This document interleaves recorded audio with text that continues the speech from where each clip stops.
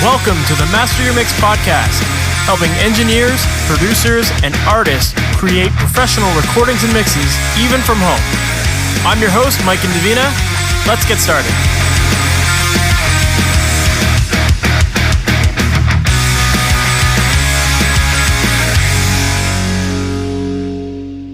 Hey guys, welcome to another episode of the MasterYourMix podcast. I'm Mike and Davina. Thank you so much for joining me today. Today's a really cool episode. I'm interviewing Eric Ratz, who, if you're not familiar with him, Eric is a producer, engineer, and mixer who has worked with many of the top acts in Canada, including bands like Billy Talent, Big Wreck, the Arkells, Cancer Bats, Danko Jones, and a whole bunch more.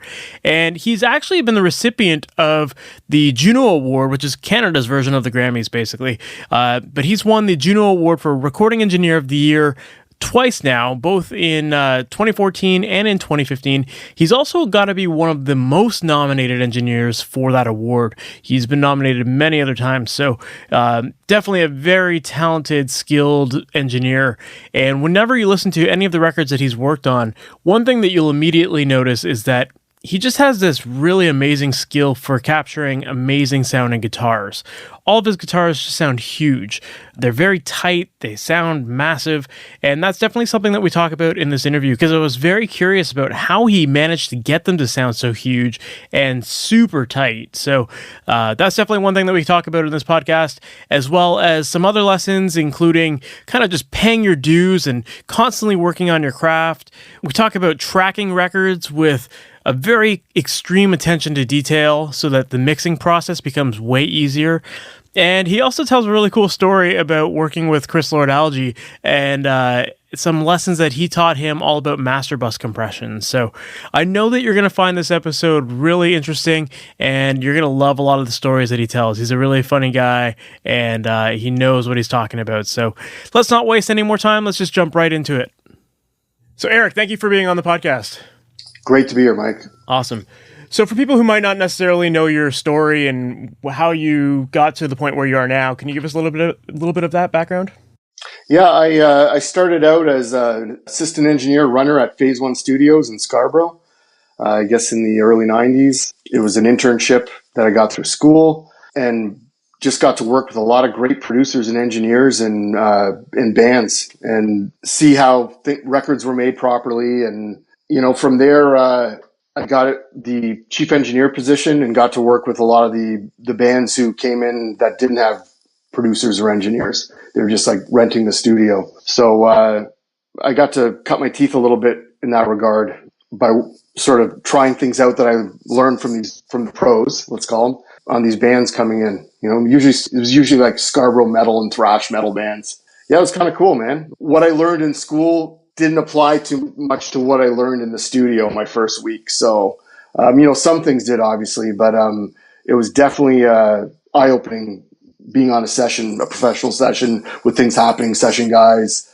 or a producer, engineer, seeing the dynamic, how that all worked. They didn't really teach me that in school. So did you go to school for audio production? Yeah, I did. I went to school. I went to Harris Institute. The second year it was open. You know, it was great and everything. Like it was a good way to sort of introduce yourself into some of the things that you might come up against in the music business, and especially in the production engineering field. I respected all my teachers. A lot of them worked in the field. Like David Bendeth was my A&R guy. Oh wow! Yeah, he did. He taught A&R. You know, there's a lot of knowledgeable people that work there, and I learned a lot from them in that regard. Yeah. So you said that when you started working in the studios, it was totally different than what you learned in school. In what regards? Oh, just the dynamic between how a session flows. My responsibility and duty as an assistant and a runner to the session. Watching the dynamic between the producer and the artist, and the producer and the engineer, and the engineer and the artist. And it was actually a little bit overwhelming at first. One of the first sessions I was on was a big production. Attic Records came through with this artist called John James, and he was like sort of a disco kind of dude who wanted that old 70s kind of sound. So he hired this producer called Peter Cardinelli, who's a very well-known bass player, producer in the city. He's a top session guy, and he came in with the old boys club with the Tower Power horn section and like all the old school cats, man, that did all that disco stuff back in the day. And just seeing those guys, like just being around musicians at that level and seeing how a session, we're going to 24 track analog, and there was probably, 6 horn guys, bass player, 2 guitar players, 2 keyboard players, and then they were all playing to drum loops. So remember, this is back in the day before Pro Tools or anything like that, man. So, I was in charge of having to lock up whatever the guy was using. It might have been a Mac or something, a small Mac, with Performer to the tape machine, always making sure it's going. A lot of stuff I was responsible for early on, which I had no clue of what the hell I was doing. And luckily, the engineer, Lenny DeRose, was awesome with me, and, he explained, you got to do things this way. You were my right-hand man. You're not the coffee boy. You're not the lowly assistant. You're my right-hand man. Things need to flow a certain way. This is how they're going to flow. Do this and everything will be great. So he really kind of detailed my job description on that session very clearly. And luckily everything went great, and it was an awesome learning experience. And it really helped me later on when big sessions rolled in like that with like full live off the floor, 6 guys in the band all wanting to go right there and then, doing bed tracks. So I never did anything like that in school. It was always like, oh, we'll go into this studio and, record a bass overdub on this song that's terrible, with a crappy bass player. With a crappy bass player, and that was a little discouraging because I remember being in school going, holy crap, this is not what I was expecting, Yeah. I was expecting how it was in the Trebas commercials where, it's like they're there at action in the studio, guy doing slap bass and me at the console recording it, bring up the drums, it's like, so yeah, it was totally different than that, and learned very quickly that there is a hierarchy, sort of pecking order when you're in the studio and you're starting out. And I was at the bottom, man. I wasn't lead guitar, I was lead mop. So I like how you put that.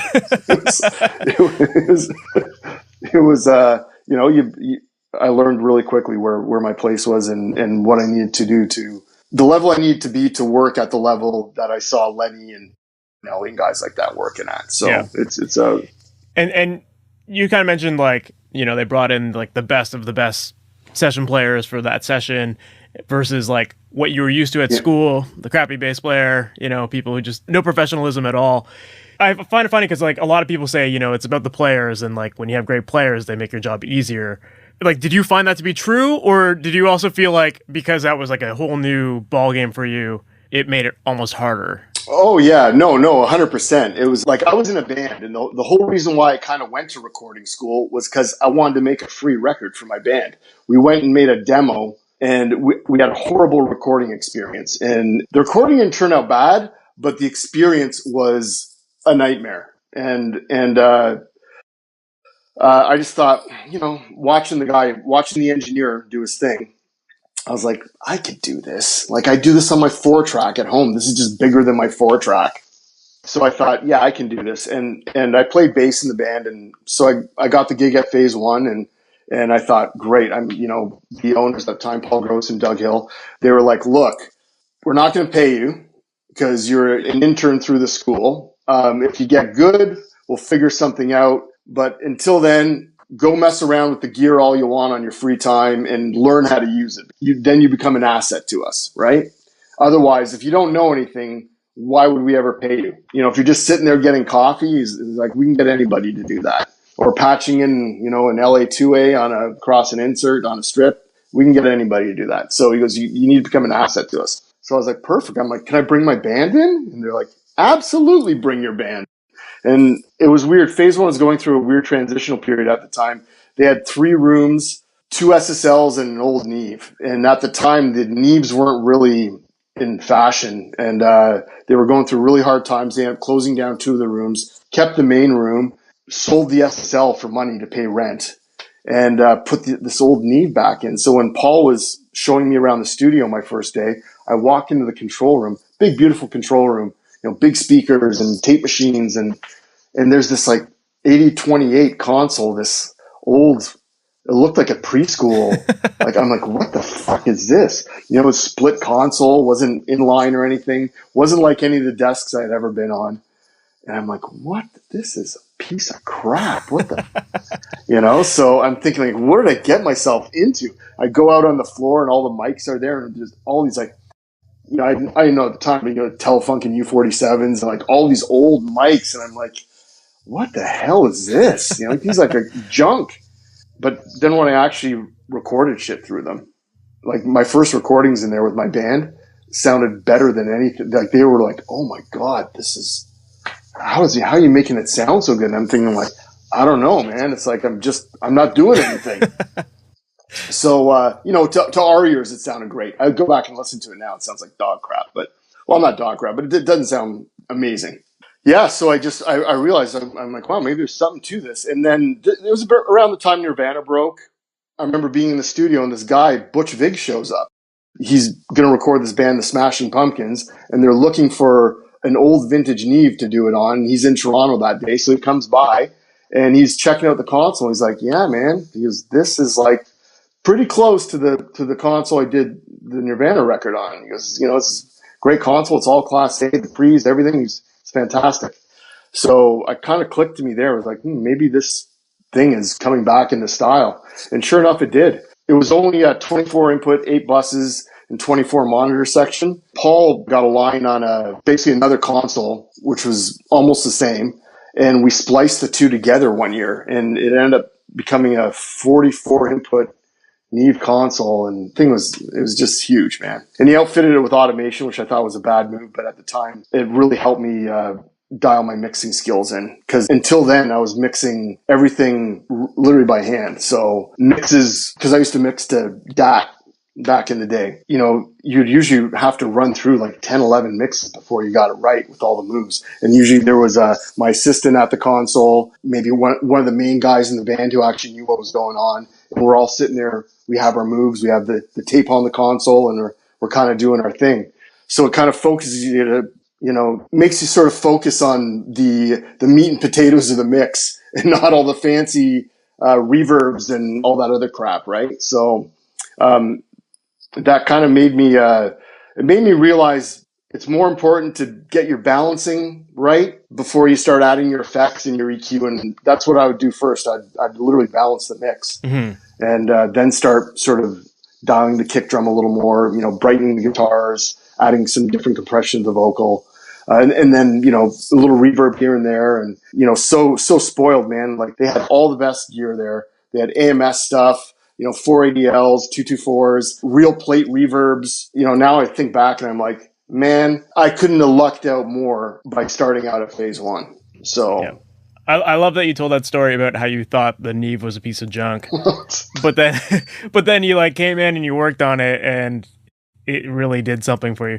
Like it's trusting your ears at that point, right? Because I feel like these days there's so many people who are just starting who they hear the word Neve and they're like, oh, it's like the greatest thing ever, right? And like they expect that that's going to be like, that is what they need to make amazing records and stuff like that. And you're just like, whatever, I'm going to take this hunk of junk and just work with it and do what I can. And I didn't know any better, man. I didn't know, like, that's all I had. It's either that or go to a studio with a fancy board, what I thought was a fancy board, and record my band, but I couldn't afford it. I wasn't getting paid as it was being there. It was, free everything. And I remember the chief engineer there at the time was a guy named David Horner, who actually went on to LA and started doing like all the movie stuff. He became a big movie mixer and TV mixer down in LA. And I remember first couple days there, he's like showing me all the gear. He's like, you will never find better LA 2As anywhere in the city or even the country.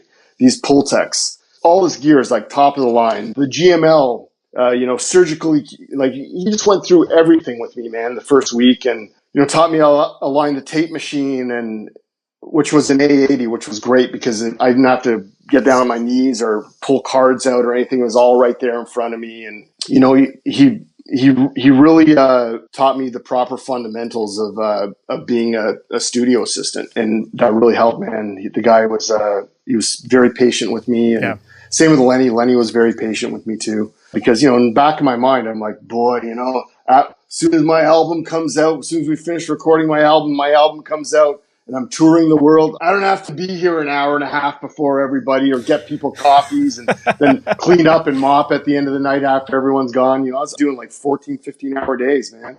I was living at home with my parents, They were just like looking at me like, what is going on with you, man? I just remember at one point the studio got so busy and I was the only assistant/runner there.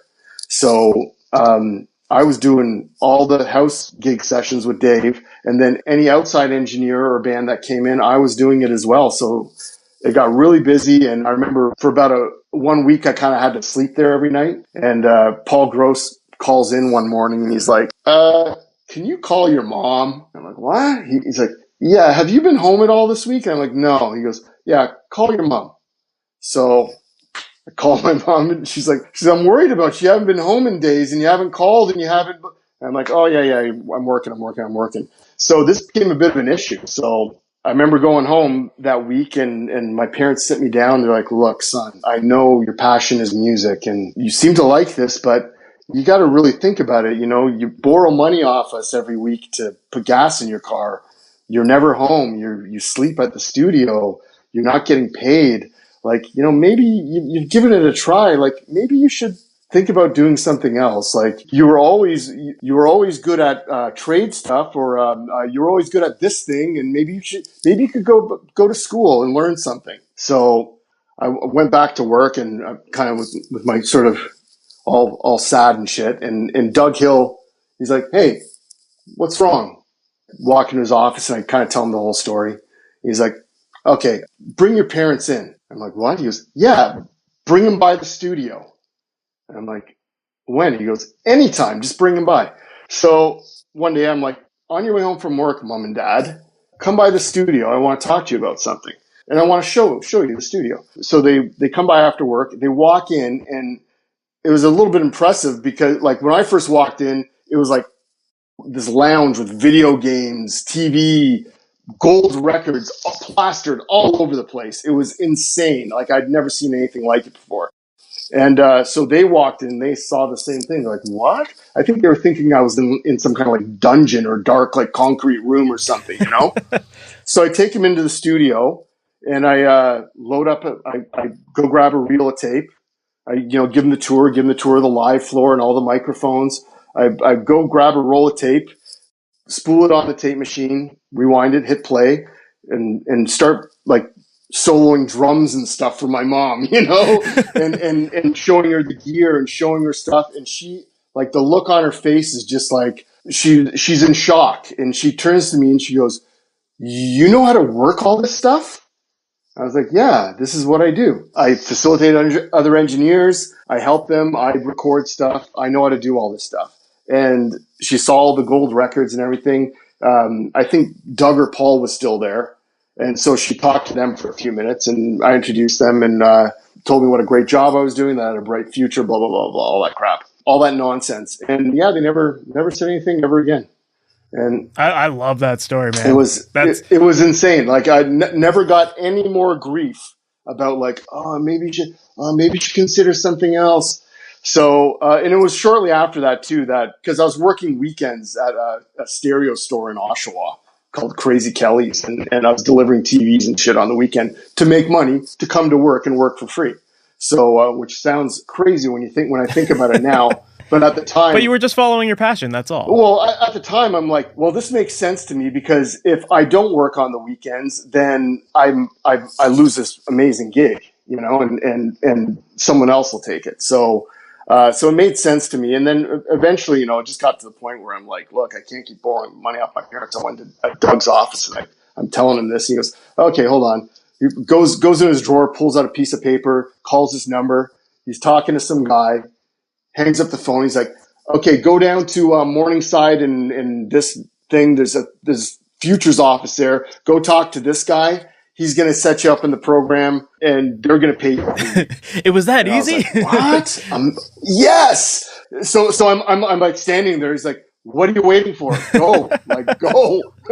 So I get my car, drive down, talk to this guy. He signs me up. He's like, yeah, I'm just going to fast track you, man. You don't need to do any of these classes and stuff. Kind of already got a job. We already know we've dealt with phase one before. You're fine. You just got to come by and pick up your check every week. And I'm like, check every week? Yes, thank you, government. And so I was like, awesome. So at the end of the week, I go down and pick up my check, open it up, $125.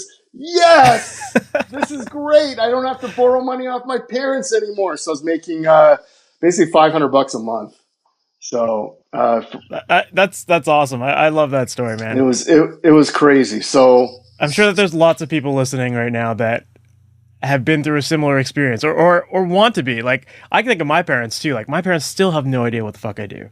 Like, like to them, it's like they helped me get started when I was first going, and they remember seeing me have a little tape recorder, and to them, I think that's what they think it is, and they don't understand the power of like our computers now and what we can do and the multi-tracking and everything like that. So yeah, I love that story. It's like making me want to call my parents and be like, come to the studio tonight. Come to the studio. It's funny because now thinking back to it, I'm like, Doug told me after, he's like, yeah, he goes, you think this is the first time I had a guy call his parents in? And I'm like, oh, I guess not. So, I'm like my first interview with Paul, like he was telling me, he's like, look, this is the studio business sucks. You're young. I think I was like 19 or 20 at the time. And he goes, look, you're young. You have a future. Go to school. The music business is no place for a kid like you. It's terrible. There's no money. The GST ruined everything. Like, he's like bitter. He goes, but if you decide that this is what you want to do, there's a lot of great guys that came out of here. He goes, Jack Richardson used to work here. His son Garth Richardson, who's produced Rage Against the Machine and a bunch of these other bands, he started out here. Lenny DeRose, Randy Staub, produced Metallica. He started out here. So he starts listing all these guys, and who I didn't even fucking know. I was just like, who? I was listening at the time. I was listening to bands like the Smiths and the Cure, and I wasn't really big. Even though I come from like a classic rock background, I wasn't big into that music at the time. I was more into alt rock, or I guess alternative music, I guess they call it at the time, or modern rock or whatever. Yeah, man. So going into the tape library at Phase One, I would look and I would see, I'd take out a 2-inch tape and I'd look and I'd be like, oh yeah, wow, Garth Richardson was the assistant on this, or Randy Staub engineered this. Yeah.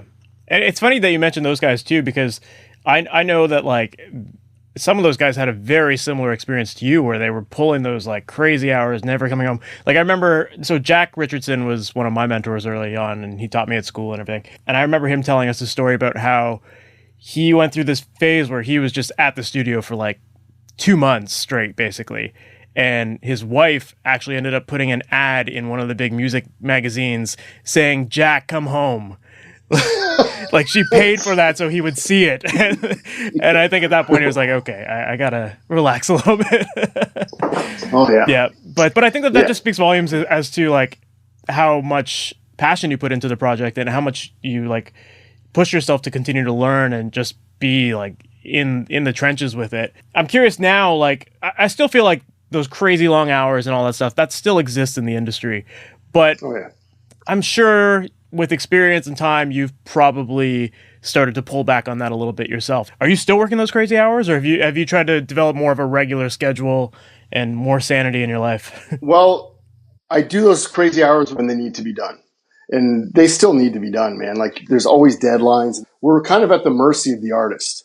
So if the artist gets sick or his vibe is wrong and he can't get the vocal part or the drum part or whatever, it's our job as producers and engineers to, be patient, help them through it and guide them through it. You're the captain of the ship, Mm-hmm. So if there's a problem, you have to figure out a way to solve it. We're just glorified problem solvers, in my opinion.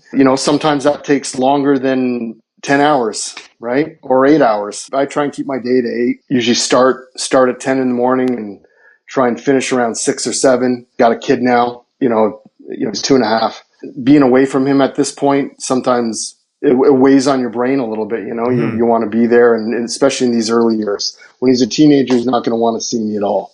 So this is kind of my only chance. Hey, he might want to come in the studio with you. Who knows? He loves the studio. He comes in all the time. So he loves Dad's work. Still do the crazy hours.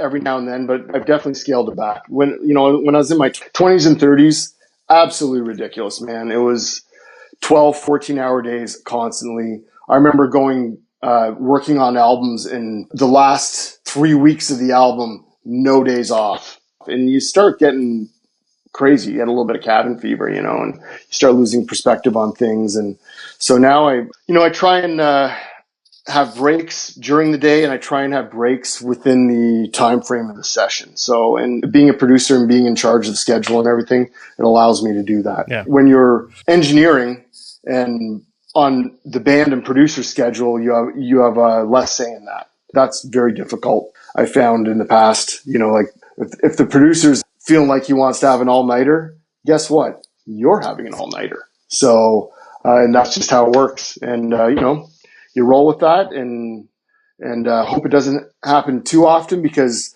your ears are organs. So when they're tired, they're not working well. Yeah. So you were saying that now that you're producing more, you're a little bit more in control of your schedule and stuff. Was the decision to get into producing more influenced because of that? Or like, as opposed to just like engineering and mixing records all full time, like what made you decide to get into producing more? Well, it just it was more by default, like, especially in the early days at Phase One, a band would come in, and if I wanted to get out of there in any certain time, I literally had to start steering the ship, because they would also be looking at me like, oh, was that any good?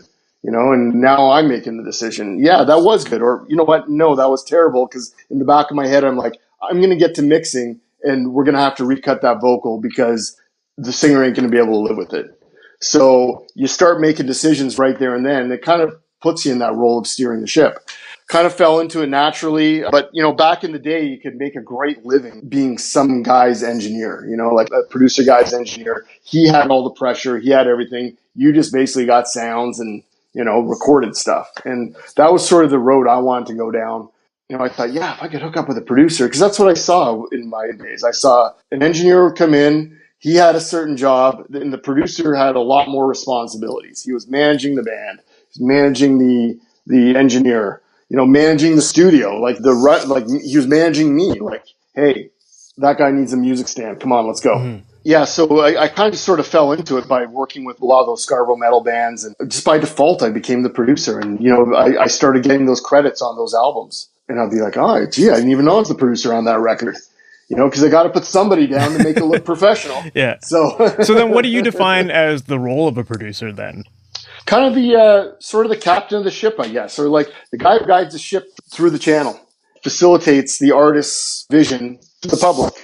Here's me in the middle. Artist wants to do this, and I need to take that and make it so that their fans and the general public understand it and digest it properly. So I feel that's my role. I'm a very laid-back producer in the sense where I'm not a bully with my ideas. I feel everyone should have their say. But if I feel strongly about something and I know it's wrong and I know they're going down a wrong path, I will definitely push the issue, and be like, hey, I really strongly believe that you guys shouldn't be doing that. You should be doing this instead. I try and do a lot of my work in pre-production. Sometimes I don't get that luxury, though. Like I just produced the new Arkells record. And I would literally get an email with an MP3 with Max and a piano, and that's it. And it's like, okay, we're in next week, and we would literally do a song in 3 days.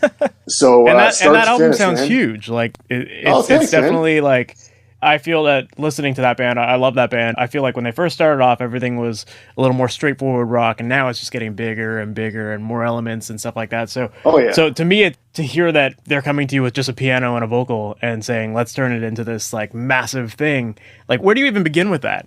Well, same thing. Usually meet at the studio and we chat about it. Sometimes Max will send me one of the guys will send me a reference like, hey, man, check. We love not this, but we love what the horns kind of do in this song in the chorus. Or they'd be like, what are you hearing for drums for this? And I'd be like, well, I kind of hear like a 70s disco thing. If this is sort of the direction you're going with this. Mm-hmm. And they're like, yeah, let's try that. Oh, I'm hearing more of a lo-fi drum sound for this.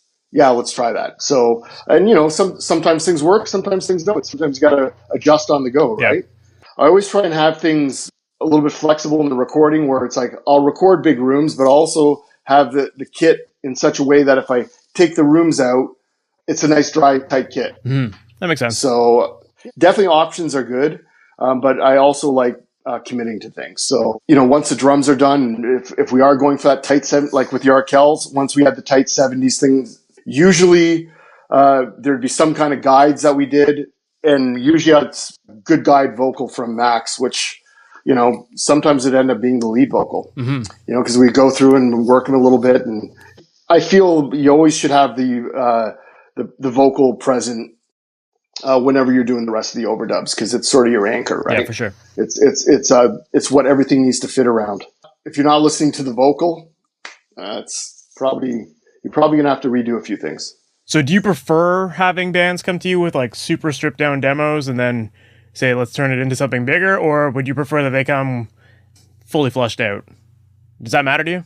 Doesn't matter too much, but I gotta say, there's something I do love about, like, with Big Rec. We, like, right now what we're doing is Ian plays me iPhone recordings, and I'm either like, that's awesome, or let's try, what else you got, So I'll take those, put them into Pro Tools, make sessions out of them, kind of map out the parts and make notes about what I like. And I kind of like that a little bit better because it allows me to use my own imagination where I think everything can go, and allows me to have ideas instead of just being thrown a track saying, this is what we got, this is it, this is everything, let's go, now let's make it sound really good, which is kind of the Billy Talent route. Billy Talent will come to me with pretty much here's the tune, man. I'm kind of hearing, because Ian's a fantastic producer, so he'll be like, this is the general idea for sounds on this demo. This is, all the parts are here. Nothing's really going to change. These are the vocal melodies. These are the harmonies. I just want this now to sound great, big, and professional. Yeah. So it sound like our band instead of demos. Got it. So in that regard, it's great too, because Ian sort of flushed out everything. That band does what they do. And there's no guesswork, man. It's just making the stuff sound amazing and getting everyone's performance to be great. So now, do you like to get involved in the songwriting, or do you kind of leave that up to the band and kind of just steer them in a direction here and there kind of thing? Generally, let the band do the songwriting part.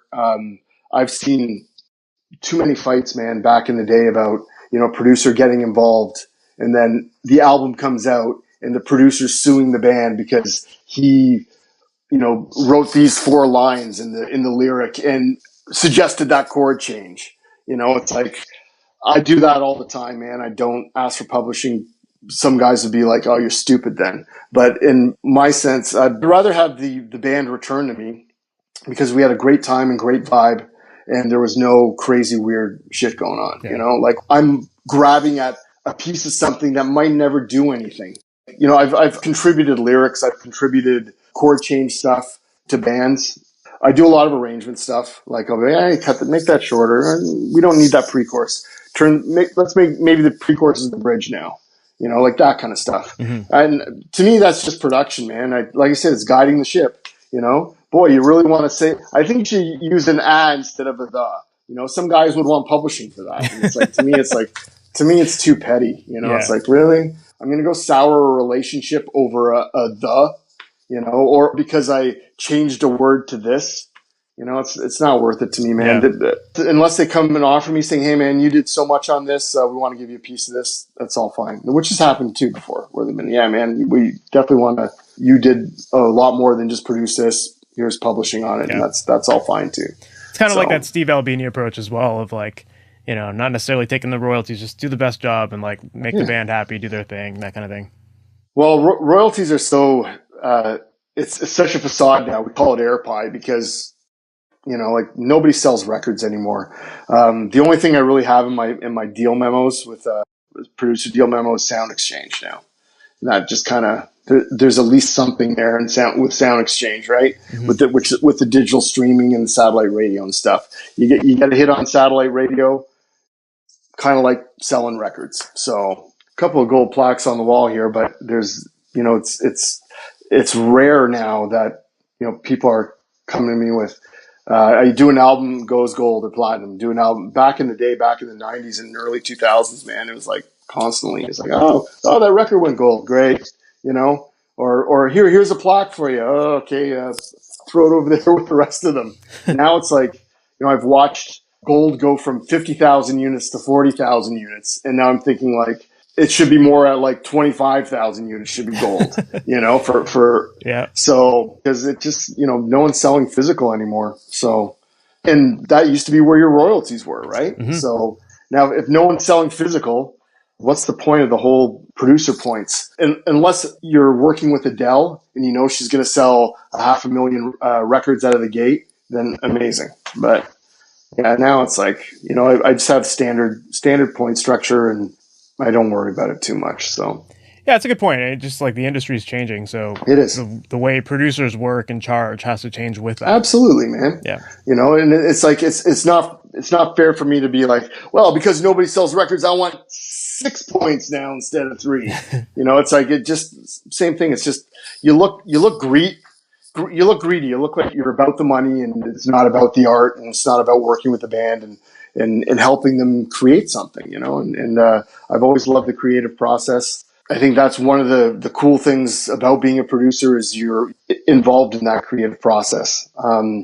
Mixing's a little different. Mixing's like every other step of the way. Mixing is an opinion, and it's your opinion on the tracks and where they should sit and the levels and the EQ and the drum reverb and all that other stuff, the vocal sound, the vocal effect. It's your opinion. And, either the band's going to love it or they're not going to love it, man. So yeah, very true. I've had some bands be like, wouldn't change a thing. And other bands be like, you totally missed the mark. This is nothing like we wanted. So, you go back and retool things. And in the end, everybody's happy, right? So, well, a lot of times that's just about having conversations ahead of time and everybody being on the same page and everything too, right? Yeah, 100%, man. But a lot of times I won't get that. Like a lot of times there'll be like stuff that's just sent to me to mix. They're like, hey, man, can you do a mix of this? And you'll listen to it and be like, all right, well, this is what I'm thinking. Luckily, I've been on the mark most of the times, but, there's been the odd time where it's like, yeah, we love this. Don't really like the drum sound, though. Are you trying to do anything before people send you work to manage those expectations? Like, usually I'll ask like the manager or whatever, or the artist, usually hop on an email and be like, hey, awesome, love the track. Is there anything you're hearing? And sometimes they'll be like, no, just do what you do. Or they'll be like, yeah, I love the sound of that Big Wreck album, Ghosts. And they'll say a certain song. I'm like, okay, try and incorporate some of those vibes into the mix. But, generally I just do what I do. And I've been lucky enough to get stuff that's, professionally recorded and produced. I receive it and the tracks, it's all kind of laid out for me, and it's just a matter of making it sound big or pump a certain way. Yep. Well, I think that's part of it too, right? Like a producer is going to have that vision during the recording phase and everything to really help make it work in the mix. Like they wanted these like gang vocals that are going to be huge and whatever. They're going to record it that way for the most part, right? Whereas when you're sent stuff, like I hear that from a lot of students all the time. Like they'll take one of my courses and then they'll see some of the multi-tracks and they'll be like, oh shit, like I never thought that I could record the instruments the way I want them to sound on the mix. It's kind of the whole point of recording. Of course, like that's kind of the point, right? Yeah. Like, I think a lot of people just think, well, if I get basic guitar, drums, vocal done, then, like, in the mix, I can fix it. But, when you can actually map out where things should be in the mix, you can record it that way as well. So 100%. It's, there's no real, I can't say there's no real trick to mixing, but you have to make the song work within the mix or through the mix. So sometimes I'll be given a bunch of tracks, and for whatever reason, they've zeroed everything for me, thinking it's going to help.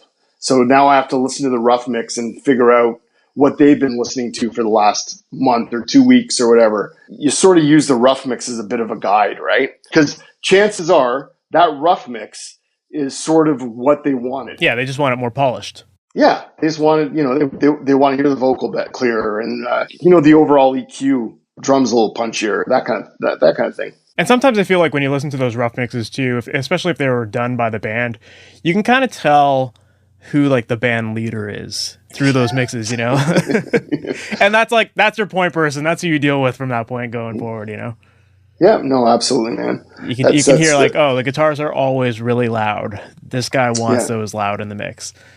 It's the guitar player. It's always the guitar player or the singer. Guitar player did the rough mix. Yeah, but no, I generally try and make the song work through the mix, and like I said, I put my opinion on it because that's all it is. The the whole production process is opinions. It's the producer's opinion on how the song should go and the elements of the song, the engineer's opinion on the detailing of the recording, the mixer's opinion on where the levels and the EQ should be, and the mastering guy's opinion on the overall loudness. And like it's like a bunch of different opinions throughout the whole process. And sometimes one guy's opinion doesn't work, and if that's the case, then I've worked on projects where we've sent it off to a mixer and it came back nothing like we wanted it, even though all the tracks were laid out a certain way, and just something didn't work.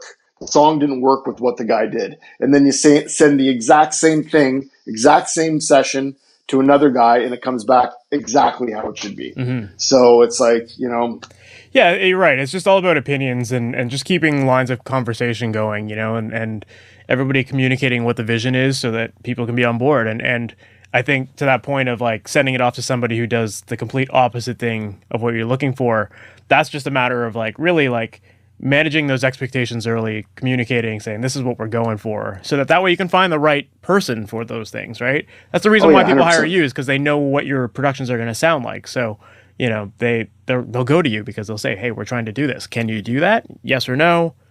Yes. If yes, then we're working with you. If no, we look for someone else. Yeah. Yeah. And that's basically it. It's usually something that they've heard that I've done that appeals to them, and I get a call to work with them, or at least talk to them and start a dialogue about working together. Yeah. And that's basically where it starts, because once you open up the dialogue between you and the artist, you'll know right there and then, and the artist will know right there and then through that initial conversation whether or not it's going to work. Mm-hmm. Whether or not your ideas or if you guys are on the same page or not, right? Yeah. So luckily the artists who have approached me to do things, we've kind of been on the same page. I kind of listen to their track, I kind of get what they're trying to go for, and we work on it. And once everything's like, yeah, this is go, we like this, they send me some songs. And if it's a production thing, then I offer what I feel, my opinion on the arrangement and parts should be. And if there's something that I feel needs to be rewritten, I let them know. I'll be like, you know what, love your whole song, the chorus is terrible. Mm-hmm. Or the chorus needs to, I would never say terrible, but the chorus needs to be better. It needs to be at the same level of the verses. The verse and the pre-chorus are amazing. The chorus needs to be as good or better than those. Yeah. Maybe you can go back into the rehearsal room and try something. And if they're like, well, what should we do? Then I'll offer some ideas. Like maybe try this, or maybe start on the root chord instead of starting on the 4 chord, or I don't know, whatever mm-hmm. I think it needs, man. It's mostly with lyrics and vocal melodies are the things I've been finding lately that people are just sort of throwing together, and it's mostly younger artists and stuff. And I feel it's not as refined. They're trying to get it out. They want to get recording. If we can just get this out, Yeah. So, well, it's funny with vocalists too, because, or whoever is writing the lyrics, because for a lot of those people, it's like them. The idea behind like writing lyrics is like you're expressing emotions, you're telling a story, that kind of thing. So there's like this kind of fine line of, hey man, your lyrics really suck, versus and not offending their emotional baggage that comes along with whatever lyrics those are. There's kind of, you have to tread that line. Oh no, 100%, man. And I think that's the biggest mistake, especially with younger bands, is what they fail to, or what gets sort of lost in the whole writing process, I find, is the ability to communicate what you want to say with the general public, thinking that they're going to get it right away, and it's definitely a craft, man. Being able to express word and melody together in a song that resonates with people outside of your own band or yourself, Yeah. That's sort of the trick. That's kind of what great artists and great songwriters do. They have the ability to do that. They have the ability to connect with people through song, and part of the song is the lyrics. So, I find a lot of people just kind of throw shit together. Oh, well, the guy from the Pixies said he never, Black Francis he always wrote lyrics at the very end. Yeah, but that's like a special. That's that's one guy. Some people are better at it than others. So, yeah. Yeah. And he was lucky enough to say some cool shit that people identified with. You know, and it's funny too because I think that when it comes to lyrics, that some of the best songs out there have the simplest sounding lyrics, but often like the simplest sounding lyrics aren't really that simple to craft. Yeah. Like it takes thought. It takes to tap into those emotions and stuff like that. Like it takes effort, you know. Well, especially in the context of a song, you know, like it's like, you know, you can kind of put it, you can simplify all you want and stuff, but is it right for the song and what the message you're trying to have come across? And, you know, I think that's what separates the good artist from the great artist. Yeah. There's no rules or guidelines to it. It's really the craft of doing it. So guys who know how to craft songs and melody and words, like chords, melody, and words together, where people get it. It's hard, man. Like, otherwise I would do it. Yeah, you know. And I think that it kind of ties back to what you were saying earlier about like just your story and becoming an engineer and really like putting in those long hours, like working your ass off. Like, I feel like when it comes to people's art, they don't spend enough time working on that. You know, they just say, oh, it's art, whatever comes to me naturally, that's what it is. But it's like, to get really good at your craft, you need to work at it. You need to challenge yourself and try to break things and figure out what works and what doesn't. And, you know, I think that's huge when it comes to songwriting. I agree 100%, man. You have to, sometimes you have to get out of your comfort zone to find out what really works. And I think there's a lot of artists get complacent, you know, that classic line of, you have your whole life to write your first album and 10 months to write your second one. You really see the who the true artists are, you know, like the guys who, or not true artists, but just the guys who have the ability to kind of just pump it out like that. For sure. You know, it's hard, man. It's like, you know, that follow-up record for most artists suck. And it's because they're on tour and they're in a bit of a kind of comfort zone where they're with their band and, well, let's kind of try and do what we did last time, and why isn't this working? Or you know, it's or they do the opposite. They like whatever they had working on the first album, they do the complete, you know, 180 on the next one. And it's like, what is this? Yep. You know, like, go back and write me another this, you know?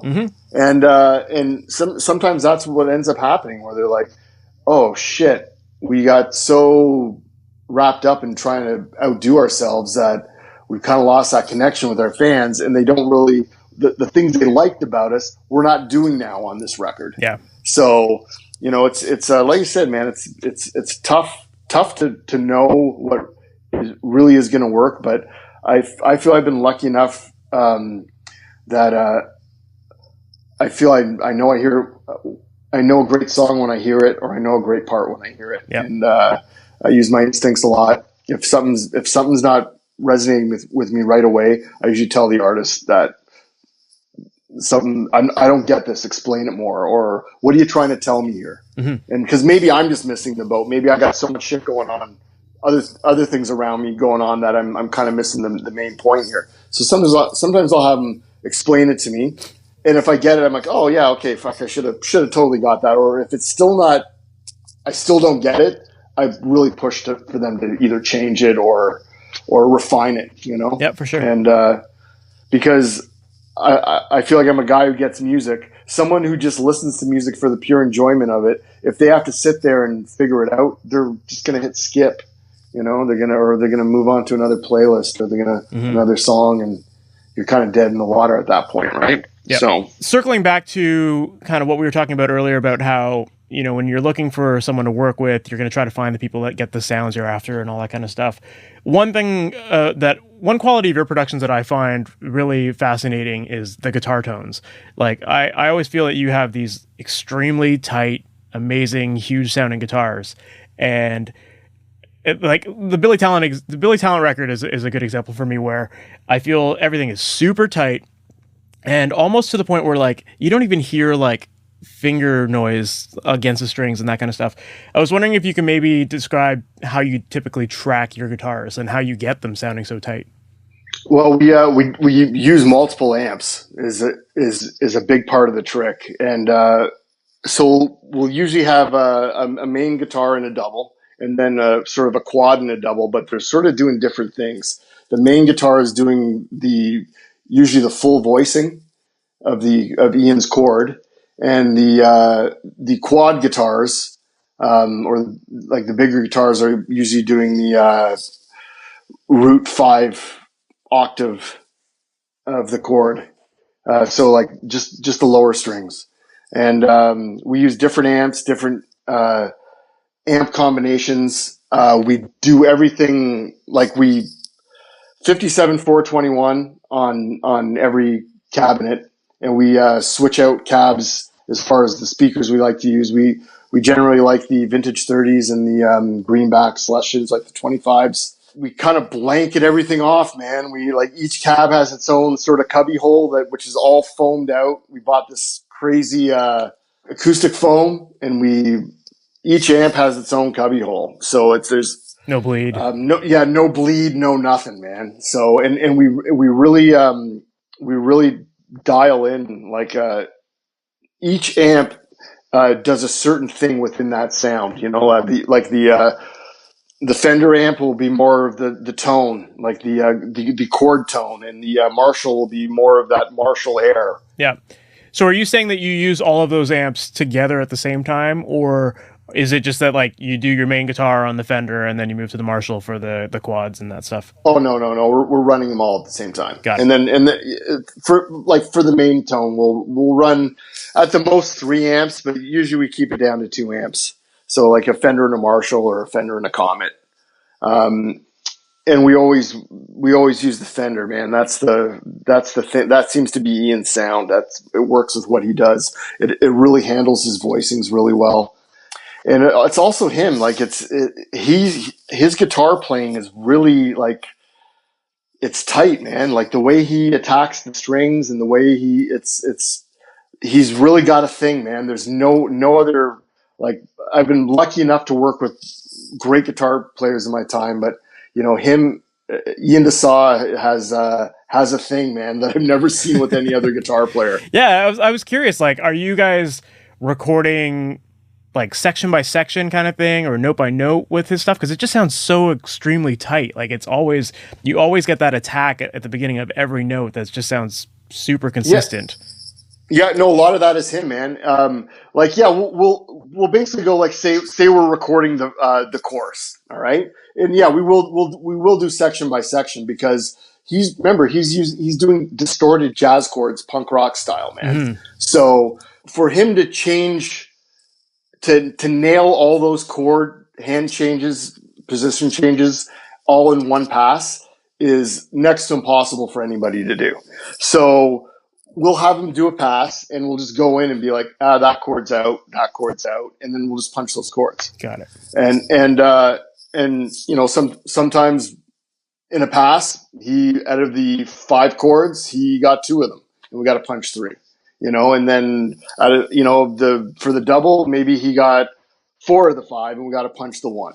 Right? So it gets a little punchy, but it's impossible for somebody with those voicings to literally nail it all in one in one pass, man. Yeah. So yeah, there's definitely punching that goes along, but the actual sonic part of it, the sound and the attack, that's all him, man. That's like we spent time picking strings. We did shootouts with strings, finding what the best string is for the voicings. Picks, like even the pick, man, we have like 6 different picks lined up for any part. So we go through and we do basically a blind taste test of all the different picks. It's like that one, the attack sounds the best on that one. And then we literally look for the part on the guitar where the voicing reads the best, where he's strumming.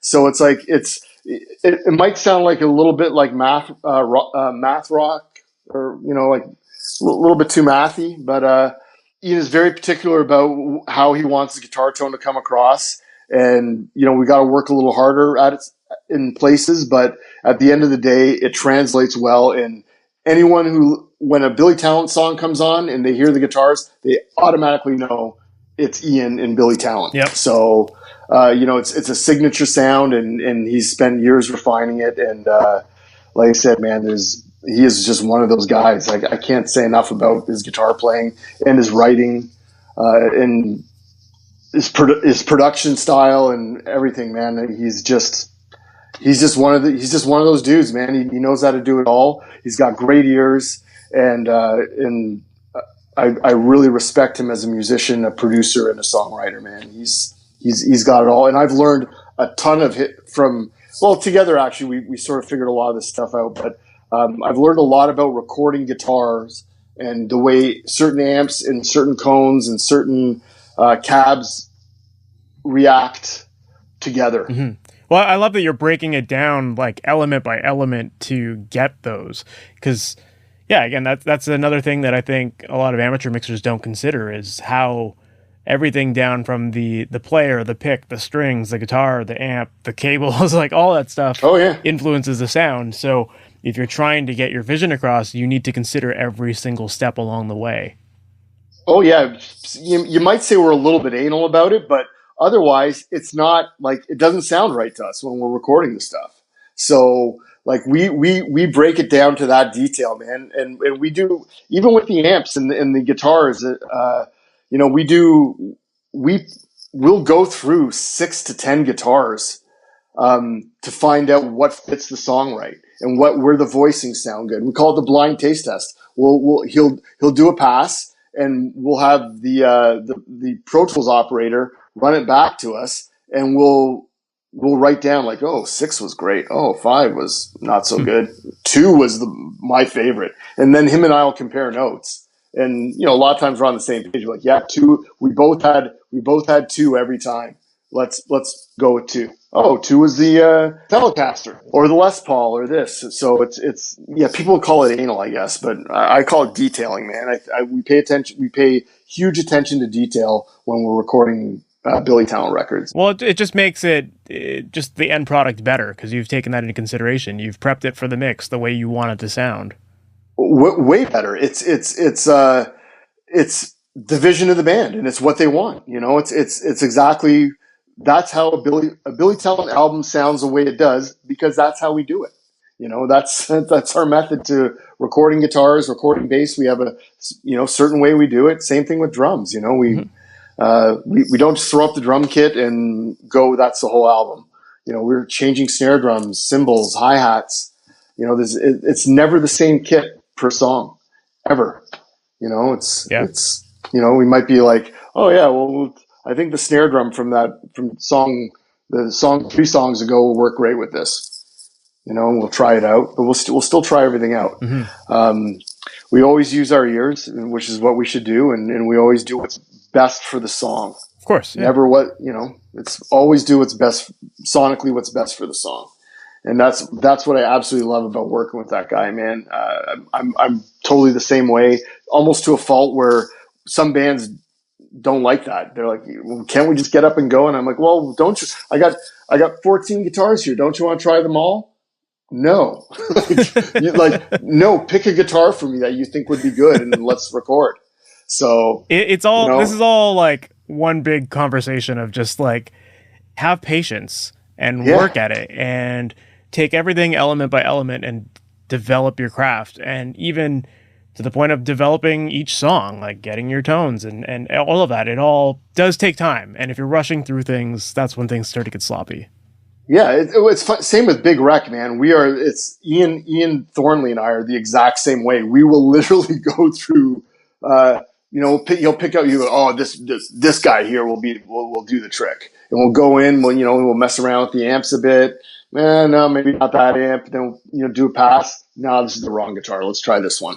He is in a completely other universe as far as guitar players go. I've never experienced anyone like him before. I have never ever gone through a full pass of a song and then doubled it and not heard a bad note with that guy. It sometimes makes me sick to my stomach. Yeah, he's an incredible guitar player. I've seen him play a few times, and it's just every time I see it, it's flawless. Yeah, it's like how is that? But if you ever meet Ian, shake his hand. It's like shaking a baseball mitt. But the softest baseball mitt you've ever. It's crazy, man. And he's got the softest hands, but it's like he makes it look so effortless, man. And you're like, what the F is going on here? That's the true sign of a great guitar player. Just shake their hands, and if it's a baseball mitt, it is. It's like a basketball player or something. You know, like a guy's got or a hockey player. Like same thing. You know, a guy like who's got great hands, great goal scorer, great hands. You shake their hand, it's like the soft baseball mitt. It's like weird. So I kind of attribute that. That's something I kind of noticed with Ian Thornley.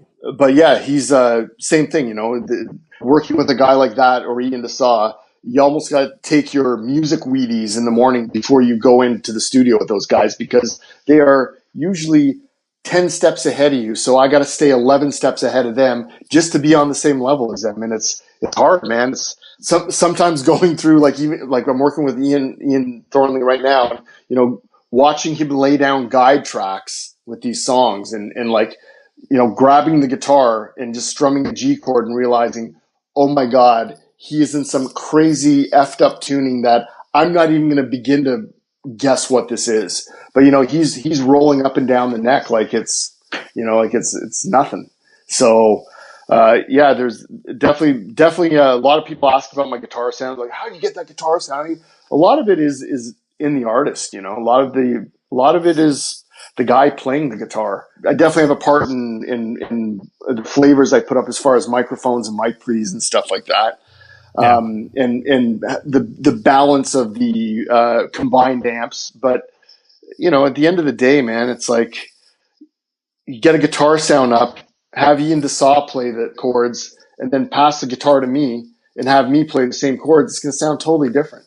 You know, it's all in the guy playing it. That is 75% of the sound is the guy playing the guitar, and I'm the other 25%. So, and I'm not even that. I'm the 10%, and the gear is the other 15%. So it's I've been very fortunate and lucky to work with such great artists that make me look great. So, or make me I always tell them, I'm like, man, you're making me sound so good right now. Yeah, for sure. It helps to have great musicians, and it really does.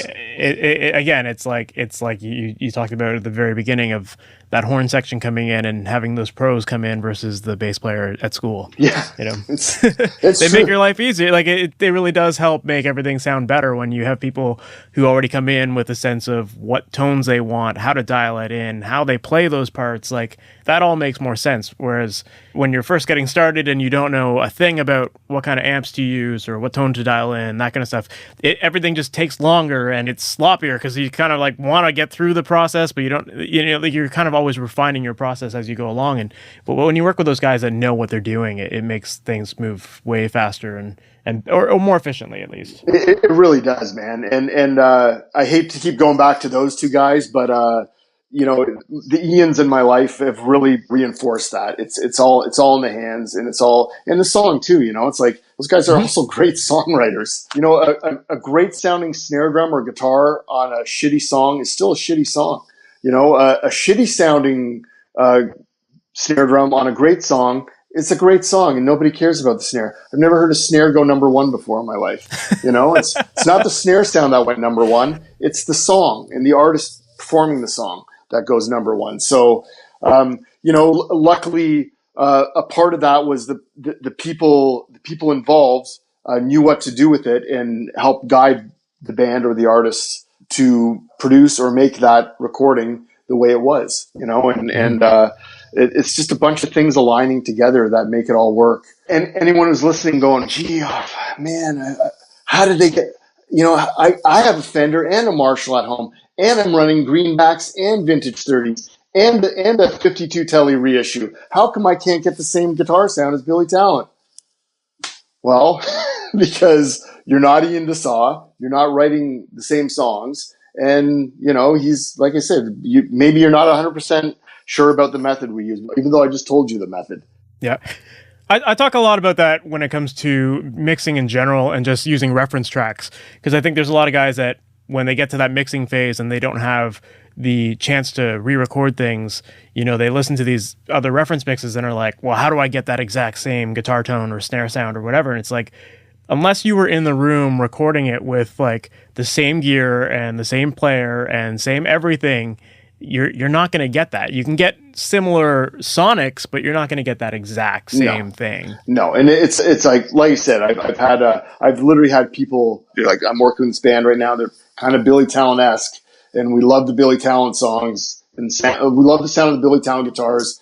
Just please tell me what you're using and what you're doing. And I tell them everything. Oh, I'm like, yeah, we're using this, and this, and we recorded all like this, and this, and the light bulb goes off. They're like, oh, perfect, now I know. And they come back to me a week later going, yeah, it didn't work. I'm like, yeah, of course it didn't work. If you really want it to work, call Ian DeSaw and have him come down and play on your track, and then it'll sound like Billy Talent. It's all connected together, and you know what? Start with just writing an amazing song and take it from there. Like, I think artists don't give themselves enough credit anymore, and they're chasing things, or they want to be like this guy, or they, it's great to be influenced by stuff, but you always got to be yourself. And I think being yourself and doing what you do will always come across better than trying to be somebody else. And that's the thing I always try and say to bands who come and work with me, and they're like, oh man, can you get us that big wreck guitar sound? It's like, well, I can point you the directions on what we used. Like, I can use the same stuff, but ultimately, you're playing guitar and they're different songs. Yeah, it's like, to develop your sound, you need to take influence from a bunch of people and figure out what works best for you. And that's the very reason why I even have this podcast in the first place, is just to get people to hear differences of opinions and different experiences. And, when you tell a story about how you recorded Billy Talent, like, someone's going to try that, and they might find, oh, wait a minute, like, that's something I never have even thought about before. And that might become part of their way of production. And they're not going to get the exact same sounds as you, but they're going to learn something from it. So just really to form your own sound and your own vibe in the studio, it just really requires all these different influences and just practicing. Yeah, well, I learned this. I didn't come up with this stuff myself. I learned this from other people. Like the multiple amp thing, there was at phase one, they had this thing called the guitar box, which that's what it did. It was a guitar splitter. So you could run multiple amps at the same time. Jack Richardson had it made, had the tech make it for him so that they could do stuff like that. Or I don't know if it's for running amps at the same time or just being able to have the amp set up and just switch really quickly. But I'm sure like engineers got gluttonous in the day and were like, yeah, man, let's record two Marshalls at the same time. Yeah, I remember Jack showing me that box that he had made for him, and it blew my mind. It was like, I never thought of that before. No, I honestly, man, and I didn't think anything of it. Like that's how I used it originally. I was like, well, we're just going to put all these amps up, and so I don't have to go and change crap, like run cables and stuff. I'm going to just run everything through the guitar box here. And that's what we did. And then I forget, I think it was like a Sacrifice record or some record I was working on, some Scarborough metal record. The guitars came up and it was like huge and we couldn't figure out what the hell was going on. And my assistant had like 3 of the channels firing at the same By time. accident or something. And we were like, holy shit, that sounds great. Let's just record this. And that's what we did, man. And from then on, I was like, yeah, multiple amps. That's definitely a cool idea, man. Cool idea. So I started doing it more and more and more. I started working this band, Big Sugar, and we started doing that. I showed him the whole game. He was like, what? I can run what? We can what? So he loved it, man. So he would have his wall of Marshalls. Then on one album, we got into the baby Fenders, like the Pro Juniors. I remember we had like 6 Pro Juniors firing at once with different pedals, and it was crazy, man. But that's awesome. So are you tracking it so that like one amp is really clean, one's really dirty, that kind of thing, or are they all kind of shooting for a similar tone? No, I definitely try and have the amps do. I try and have each amp fill a hole in the sound. So I'll usually have a very saturated amp, like a scoopy, depending on the band I'm working with. Like if it's more of like a heavy rock band, like an American active rock kind of thing, I'll have like a very scoopy, a diesel or a 5150 kind of sound going. And then I'll have a Marshall for that classic kind of sound. And then I'll usually sneak like a Fender in there, like a Fender. I have a 65 Fender Bassman. I also have a 61 Fender Tremolux that I'll sneak in there for the actual just the note value, and I'll blend them and just send them all to one track. That's it. So I'll rarely. And so you are committing. Oh yeah, man. Because if it's wrong, I'll just record it again, I usually take a DI.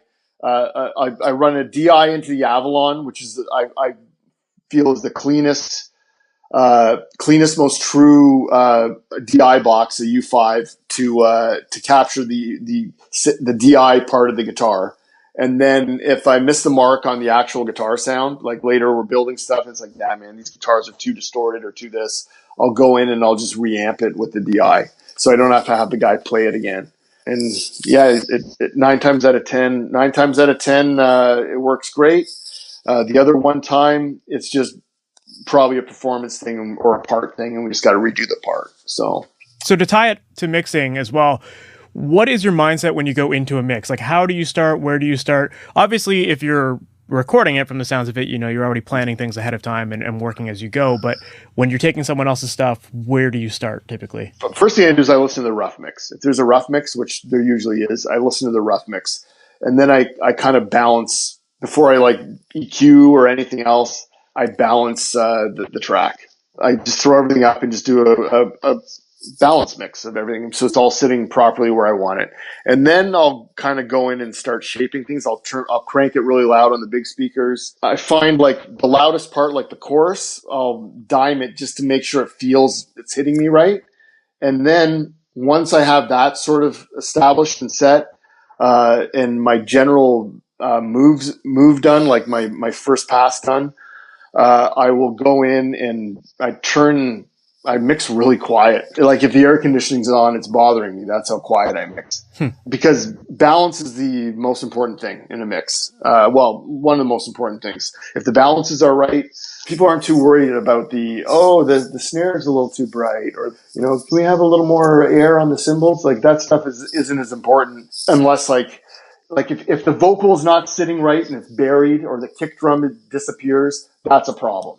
So I always try and make sure the balances are all really good. And then from there, I just kind of, sit there and, maybe a little more high end on the cymbals. Yeah, that sounds good. It's the same thing. It's all opinion. In my opinion, I think it needs a little more high end on the cymbals. So I'll do that. How long does it normally take you to finish a mix then? Well, if it's something where it's like, say, like a punk rock album where everything's kind of similar, I can mix a song in an hour. Like once the template is done, once I have the general template. But the first song is usually, I don't know, it usually takes me like 4 or 5 hours to get it, and then I'll do the balancing for another hour or two. And it all depends, man. It all depends on how crafty I want to get with the tune. If it's a situation where it's inspiring me and I'm like, it'd be great to try a stop here, or I want to do a crazy delay throw in here, like tricks and stuff like that, then yeah, sometimes it'll take me a day to do the mix. Yeah.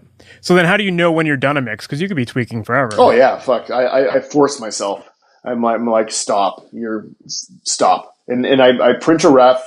I send it to my phone. I listen to it on my phone with my earbuds, and then I'll listen to it on my computer with with my Grados or my Sonys or whatever, like better headphones. And then I'll usually make a couple adjustments, like, oh shit, those background vocals are like way louder than I was hearing them down low.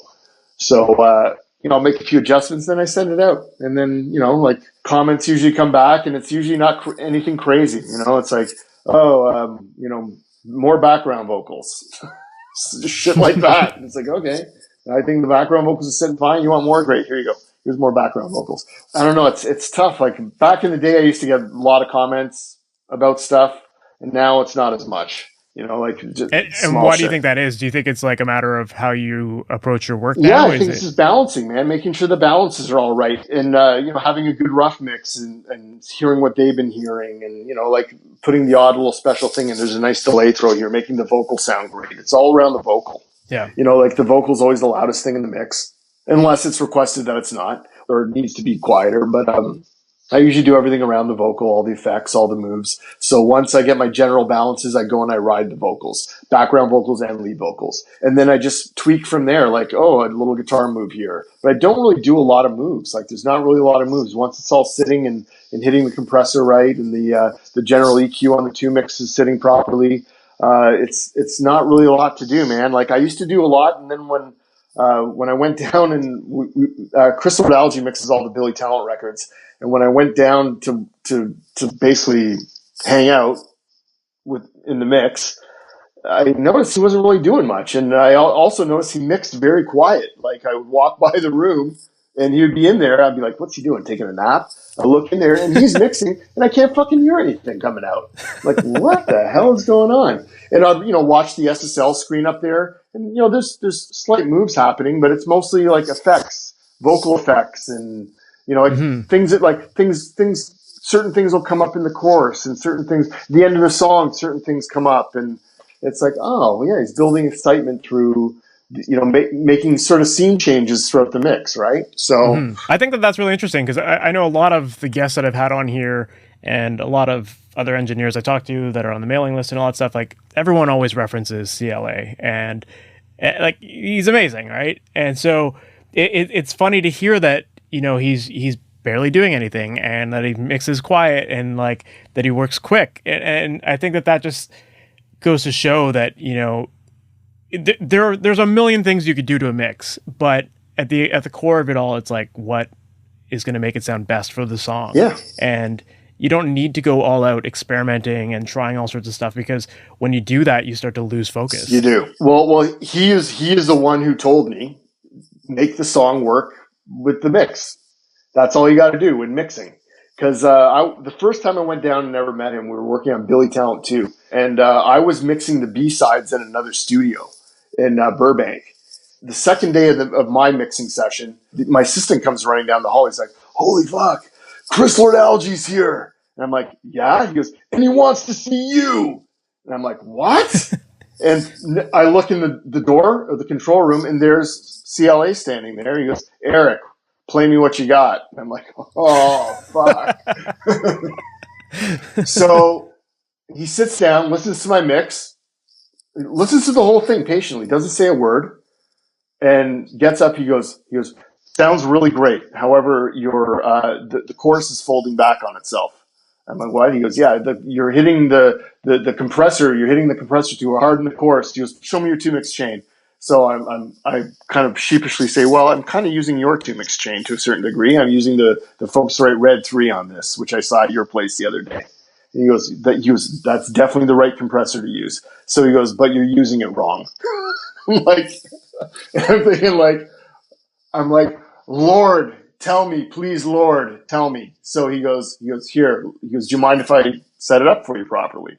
And I'm like, yes, by all means. So he goes over, takes it out of stereo mode. He goes, never run this thing in stereo mode. Only run it in dual mono. Everything will sound wider and fatter. And he goes, and put your attack maybe here, and maybe do auto release for this mix. Fucking does all that. Hit play again. Listen to the mix. It's huge. It's like literally in 2 minutes, Chris Lord-Alge fixed my whole mix.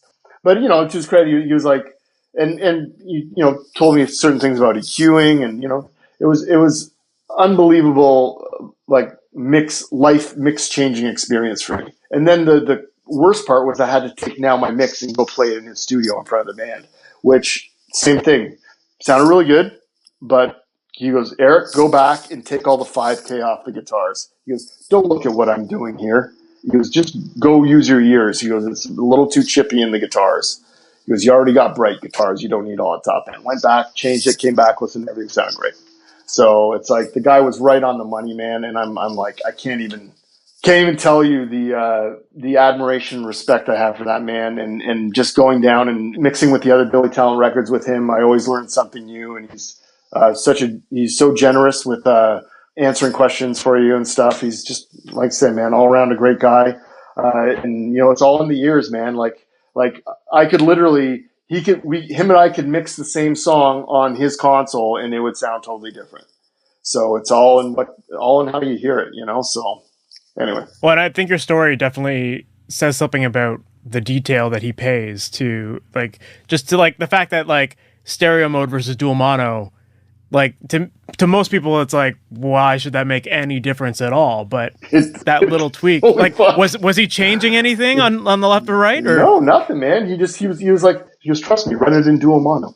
I've always run mine in dual mono. It sounds bigger. And he did. And I think the only thing he did was he backed off one on the compression, ran it in dual mono, and put the release in auto mode instead of I had it just in a wide open, right? Yeah. And change the attack. Basically, yeah, dialed the compressor in for me. So just through one listen, man. Through one listen. And that's crazy. And yeah, man, that's how insanely talented this guy is. How good his ears are, you know. And I started realizing, yeah, it's a lot about the 2-mix chain you have going on in the mix too. You know, some of it anyway. To me, it was one of the things I rarely did was have an experimented with the 2-mix chain. I usually had, like, you know, a bus compressor and sometimes an EQ, but not all the time. But Randy Staub was the other guy. I remember mixing some Randy was mixing of mine. And I'm listening to the song. It sounds like amazing. All of a sudden, like the sound, he hits a button in the center section, and the sound literally falls to shit. And I'm like, "What the fuck is going on?" Pops the button back in. I turn to him, and he points to the Sontec EQ he's got on. And he turns to me, he's, "Yeah, man, the Sontec, it's the shit." That's it. And I'm like, "Holy fuck! What a difference, man!" Like, so I started after that. I'm like, in the experience of Chris Lord-Alge, I was like, I gotta start paying attention to my 2-mix chain, man. It definitely makes a difference in the overall big picture of the mix. So CLA's got the Focusrite, Randy's got the Sontec. What's your secret weapon? Mine changes a little bit, but the one thing that's always on the 2-mix is I have a pair of Neves and followed by a pair of EAR Esoteric Research 660. So like pair of Fairchilds, big tube compressors, man. And I don't compress with them. I just run it through. And then, you know, sometimes I'll use the Red. Sometimes I'll use the Allen Smart. Sometimes I'll use the compressor on the SSL. Sometimes I'll use both or all three. Depends. And lately I've been loving the Curve Bender, the EMI TG for my EQ. Sometimes I use the GML EQ. I love that as well. Or sometimes I'll use Manley Massive Passive. I doubt, like most of those Monster Truck records, that's the chain, is the Neve, EAR's Massive Passive, and either Allen Smart or the SSL compressor. And are you really like pushing into those things or like hitting them hard, or are they just there to add an extra flavor? Yeah, they're just there to add a flavor. It's like same thing. I just make it sit a certain way. I usually mix into it. Like I kind of have like if it's the Red or the SSL, I kind of have it set because I do the balance first, right? I'll balance it in first, and then once the balance is there, I realize I'm like, holy fuck, I'm hitting the Red too hard. So I'll just go in and take everything down in DV. So you start with everything on the 2-bus right away. Everything. Yeah. EQ, everything. Like all going to, because like with the TG or the Manley Massive Passive, they're fixed frequencies, right? So there's only so much you can. The GML's a little crazier because you can actually sweep through and find sweet spots and stuff like that. But you know, generally I'm starting with like, you know, 2 or 3 dB of like 20K and then like some bottom. And then I'll usually find a mid-range frequency depending on what type of music it is. Like I'll either hit the 8K or I'll hit the 3K. depending, or sometimes I'll hit both. Just same thing. Just using your ears, and it's your opinion. I think, the stuff I'm producing and mixing, I'm mixing as I'm tracking. So it's all, I'm at Vespa and I'm mixing it while I'm tracking. I have my parallel bus going for the drums. I sometimes have the 2-mix chain going, not all the time, because I'm using some of the stuff sometimes, but it's like, I'm mixing while I'm tracking, and then when it comes to mix, it's pretty much mixed, and it's pretty much there. Balances and everything. So awesome. We should probably start to wrap up a little bit, but how can people learn more about what you're doing, and how can they find you online, and if they want to contact you or any of that? Unfortunately, I don't really have a huge online presence. Instagram is probably if you want to see what I'm doing. I'm getting more into the Instagram thing. I'm Ratz70, and it's just Eric Ratz for my Facebook. Like I said, I don't really have a huge online presence. I'm usually working, so. Yeah, no problem.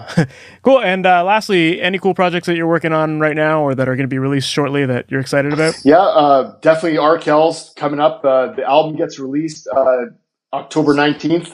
So stoked about it. And Big Wreck, starting a new Big Wreck album. Super stoked about that, man. That's going to be great. I always love working with Ian Thornley. He's a monster, and him and I just have a great time doing records together. And the other thing is this band Hotel Mira that I just finished working with, going out to Vancouver in January to work with them, do some more stuff. They're kind of a up and coming indie band that you should watch out for. Really great singer, really great band, all really good musicians, and a pretty cool sound they got going on, man. So Hotel Mira, check them out as well. Awesome, will do, man. Well, thank you so much for being on here. I had a really fun time chatting with you. Dude, you're awesome, some cool man. Stories. Anytime. Thank you. Anytime. This is great. Thanks for reaching out to me. I generally don't do this kind of stuff, and I went and checked out your podcast, and I love it. So I was like, yeah, I'd love to be a part of this. Awesome, thank you, man. So and best to you and all your listeners, and ciao, bye. So there you have it, guys. That was my interview with Eric Ratz. He's a really cool dude, and I love the stories that he had to share in this episode. I love the story that he told about Jack Richardson's guitar splitter and how Eric uses it to record multiple amps at once to really shape the sound and get a very cool tone by combining different amps. Like I mentioned in the episode, I remember when Jack first showed me that box, and it really blew my mind because I just never even thought of doing something like that, but it really does produce some awesome results, and it's a lot of fun to experiment with. I also really like the story about his experience with Chris Lord-Alge and how, he just changed that one setting on the compressor and it made a big world of a difference. And I think that just goes to show you that when you really train your ears, sometimes the smallest details can make a world of a difference, right? So by training your ears to be able to identify the subtleties in your mixes, that's where you're going to start to notice some really big results. It could just be something as little as changing a button sometimes. And that example that he shared in this episode really does demonstrate that quite well. So that was it, guys. I hope you really enjoyed that episode. I had a lot of fun talking with Eric. And if this is your first time listening to the MasterYourMix podcast, I'd love it if you can go visit MasterYourMix.com. And when you go to that website, you're going to get a little pop-up that says, sign up for the Ultimate Mixing Blueprint, which is a free guide to learning about using EQ and compression in your mixes. And all you got to do is just enter your email on the website and you'll be added to my mailing list. And that's really where I share a lot of my best content. So every week I try to send out new video tutorials, tips and tricks, and new podcast episodes, whole bunch of stuff designed to help you with your mixes to get much better results and do it from home as well, which is awesome. So make sure to check that out, MasterYourMix.com, and sign up for the Ultimate Mixing Blueprint.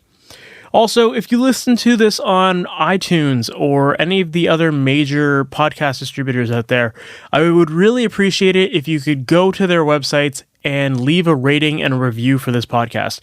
It really helps us get exposed to more people, and the more I can help out people, the better. That's what I want to do with this podcast, and I really appreciate all of the love and support that you guys give. And on that note, if you have any questions that you'd love to have answered on this podcast, feel free to send me an email. I would love to be able to help you out. The email address is info@masteryourmix.com. Just shoot me an email asking your question, and whether that's going to be answered by myself or any of the guests on the podcast, I'd love to try to give you a hand and help you out. That's what this is all about, right? So once again, the email address is info@masteryourmix.com. And other than that, I'll see you in the next episode. Take care, guys. Thanks for listening to the Master Your Mix podcast. To have your questions answered, submit your questions to questions@masteryourmix.com. Please go to iTunes and subscribe and leave a review. And for more information on how you can improve your mixes, visit MasterYourMix.com.